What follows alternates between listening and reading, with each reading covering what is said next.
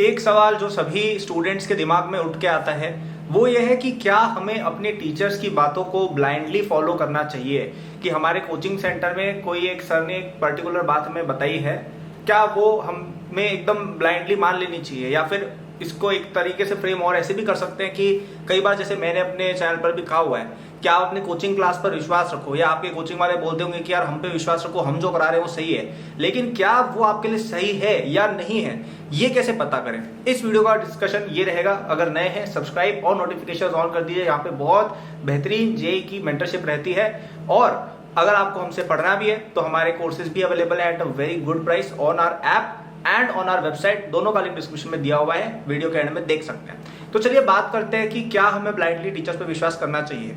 तो देखिए, आपको एक चीज समझनी पड़ेगी कि आपका टीचर एक सिंगल पर्सन है, ठीक है, और उसके सामने 40-50 बच्चों की क्लास है, और किसी केस में हो सकता है ये 400-500 बच्चे भी हो एक क्लास में। Also you have to understand that your entire coaching class can have 2000, 3000, 10,000, 1 lakh students as well, okay. और कई बार आपकी कोचिंग वाले एक पर्टिकुलर शीट बना के दे देते हैं कि अच्छा ये वाली सब बच्चों को पढ़ा दो। हो सकता है उस कोचिंग के 10,000 स्टूडेंट्स हो सकता है 1 लाख स्टूडेंट्स हो, ठीक है। तो ऐसे में क्या एक एडवाइस सब स्टूडेंट्स पे अप्लाई होगी? आंसर है नहीं। ये आई डोंट थिंक मुझे बताने की समझाने की जरूरत है, ठीक है। तो आपको टॉप लेवल से जो एडवाइस मिल रही है कि अच्छा ये चीज कर लो, वो एक जनरल एडवाइस दी जा रही है। आपके जो भी कोचिंग मॉड्यूल है, जो भी आपके टेस्ट है, वो एक जनरल चीज है सबके लिए, ठीक है। अब जैसे हमारे यहाँ पे 10,000 बच्चे हैं, तो अब 10,000 बच्चों को हर बच्चे का क्या लेवल सेम है?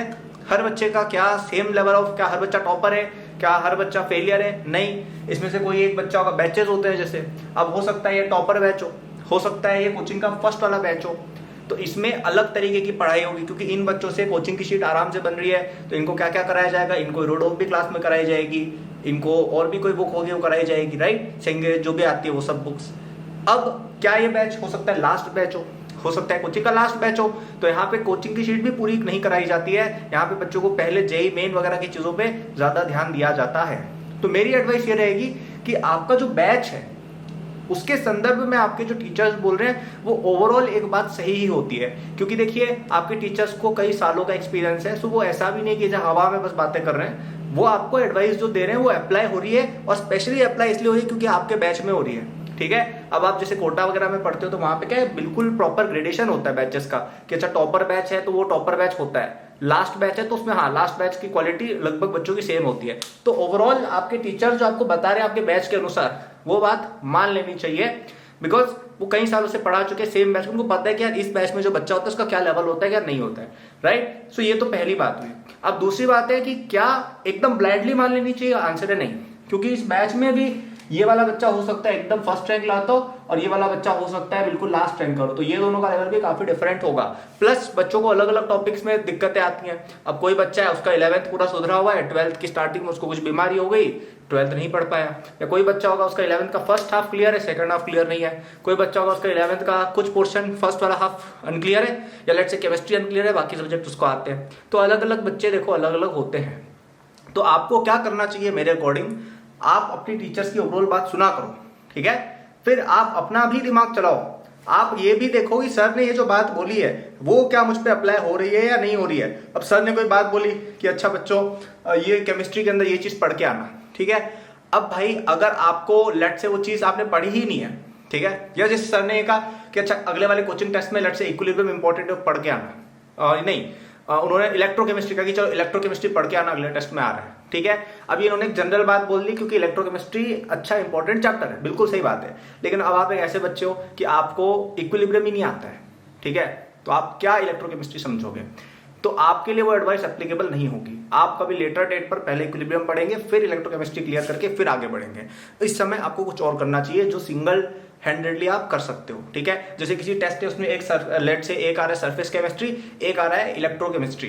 अब आपके सर ने बोल दिया कि अरे इलेक्ट्रोकेमिस्ट्री पढ़ के जाना बच्चों, सरफेस केमिस्ट्री इतना इंपॉर्टेंट नहीं है, और सही बात है, सर की बात बिल्कुल सही है। लेकिन अब आपने तो इक्विलिब्रियम का भी 0.0 किया हुआ है, राइट, तो आपको नहीं आता है। तो अब आप क्या करेंगे? आप सरफेस केमिस्ट्री पढ़ के जाएंगे। क्यों? क्योंकि आपके यूज केस में, आपके पर्टिकुलर केस में ये एडवाइस अप्लाई नहीं हो रही है। इसीलिए मुझे लगता है ये जो यूट्यूब वगैरह की स्ट्रैटेजी वगैरह होती है ना, ये थोड़ी आपके काम की रहती है। क्योंकि आपने नोटिस किया होगा मेरे चैनल पर भी मैं क्लियरली बोल देता हूं कि यार ये वाली एडवाइस उस बच्चे के लिए जिसका ये चीज है।